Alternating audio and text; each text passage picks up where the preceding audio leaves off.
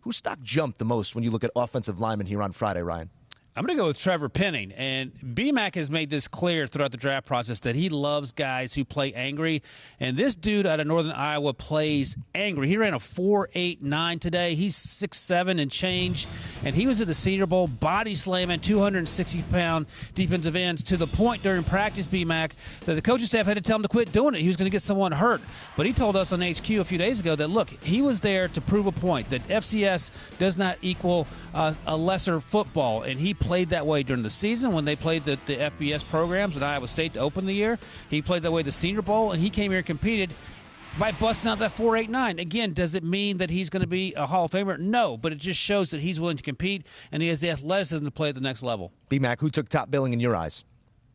Charles Cross ran 4.9. Sweet feet Charles is what they should call him, because he's a 6'5" guy, over 300 pounds, but he has some sweet feet, move extremely nimble throughout his drills. And then when you turn his tape matches what he did today. Like I said, throughout his last season campaign, 719 pass blocking snaps, allowed 0 pressures. I mean, he was an outstanding pass blocking lineman. He does it all. Like I said, look at the sweet feet. Look at the back pedal. Look how he's breaking on the ball, man. This is a guy who earned a lot of leverage, and I don't see him going outside the top 10. Have people thinking tackle eligible.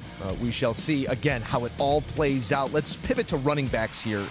I know, BMAC, you weren't in love with some of the numbers that we saw on Friday, but did anyone maybe tempt some of these talent evaluators to slap a late first-round grade next to a name?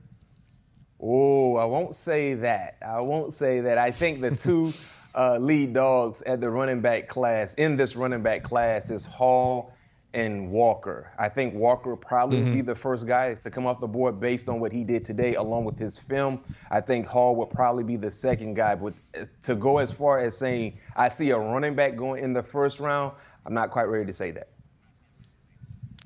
When we take a look at those numbers, Breece Hall, unlike some of the other numbers we've seen throughout the day, the official comes in lower than the original laser time. We're having some clock issues out here in Indianapolis, but he does get better as we get that official number in here. Ryan, did he take top billing? I know he caught your eye, but who's the number one in your eyes? Well, I want to follow up on what BMAC said quickly. BMAC, I'm with you. I have Ken Walker as my number one, and Breece Hall as my number two. And I'm bringing that up because we had both guys on set yesterday, and our buddy Jamie Eisenberg pointed out to Breece Hall as I was sitting next to him that I had him as my number two. And if you see the video, BMAC, he's about to bow up on me because he took that personally.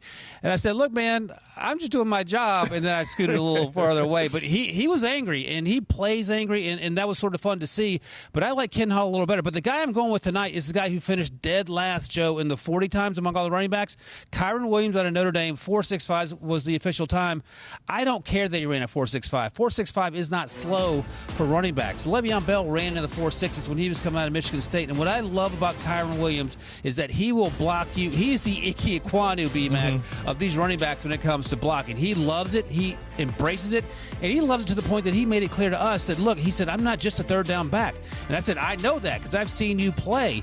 And one of the things I like about him is that when he gets in space, he is gone. And I asked him specifically, I said, would you rather break some guys' ankles or do you want to run them over? And he said, I want to break someone's ankles all day long because I want to hear the crowd go, ooh, as I make my way to the end zone. And he did that a lot. The 4.65 I'm not worried about. I wanted to give him a little love because I love the way he plays.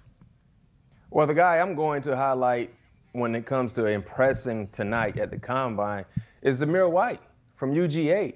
Number one, I was surprised to see him running the 4.4s. I really thought he would run in the high 4.5s, even low 4.6s. But when he ran a 4.4, I was like, whoa, okay. Now and then when you look at the pass catching ability, didn't really catch a lot of passes in UGA's offense because those duties were going to Cook. But he caught the ball real smooth, looked real fluid in catching his passes, looked real fluid in running his routes. I think he's a guy that opened a lot of eyes. Number one, running that sub 4.4, but number two, catching the football as well as he did. He really impressed in my eyes, and I think he will hear his name sooner than later before working out today in Indy. Do you want a sports network that delivers everything that matters about the game? The highlights, the picks, the instant analysis, no yelling, no fake debates, no politics. Hit the subscribe button and never miss a moment.